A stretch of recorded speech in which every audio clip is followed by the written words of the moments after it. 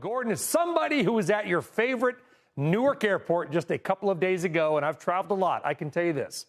I have never seen Newark more crowded. I've never seen longer lines. I've never seen more frustrated people. I've never seen more full planes. When does this get fixed? Does this get fixed?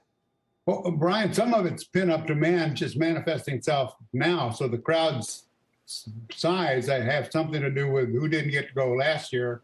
Number two, obviously, we've got Omicron, which is taking people out of the business that would normally not be here. The big shakeup on the Christmas time is usually the weather, which throws everything upside down. Now we have this virus, but it's got a 10-day quarantine period, which just wipes out all your crew reserves because you're not ever expecting that.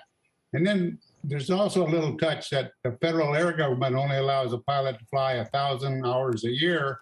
And that part of the year is about the time they start running out. So you have less and less people who will voluntarily step in and take the place of an Omicron victim. And so all that comes up to a tough weekend, and it's been a tough one. You see it getting better in the next couple of weeks, Gordon? It's still a busy travel time. New Year's Eve. Well, the January schedule kicks in, so people are on a new bid.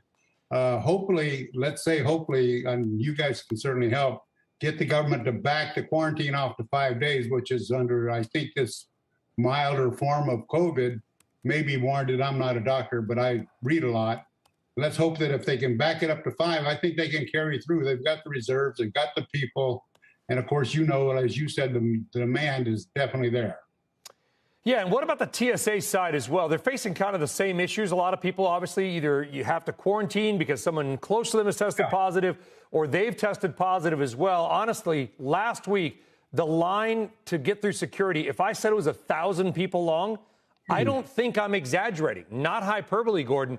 We're going to need to either staff up or start changing gate times. Well, I didn't want to minimize the ground people because you got dispatchers and gate agents and baggage handlers. They didn't show up for work either because they weren't allowed to in a lot of cases, or they couldn't.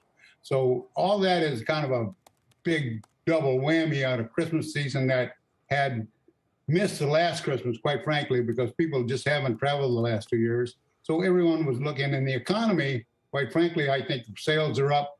It's pretty dynamic. It was a very, very busy period. Unfortunately, this Omicron has really stopped a lot of people from being able to go home. It's really sad.